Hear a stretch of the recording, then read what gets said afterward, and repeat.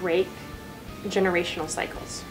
By merely teaching the individuals and starting at that level, we start a chain reaction where they go home, they maybe utilize these relationship skills with their partner, their significant other, they utilize it with their children, they extend that to their families, their friends, even their coworkers, and we affect and impact a community at large. And by doing that, I think future generations will see a change and a shift in how we're relating to one another, which, as we know, can then affect outcomes at school. It can affect abuse rates, domestic violence. So globally, we're having a larger impact just by doing something so small, by empowering individuals with new skills.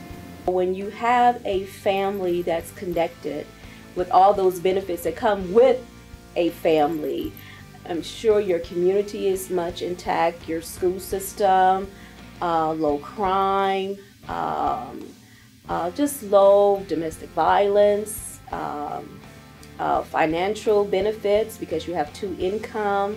So the state in general benefits from that. Healthy marriages promote so much. They can actually reduce absenteeism at work. They can actually lower costs to companies even. Right now we're facing an epidemic in our country of fatherlessness, where the fathers are not involved. By going in preemptively and helping them with that marriage, I think we keep the fathers there with those children. Those children then have a better chance of success, not only in their workplace, in their own future, as far as economics go. We know they have a better chance of success. And so I think in general you have less people using state services because they're able to be self-sufficient because of the positive influence both parents had on them.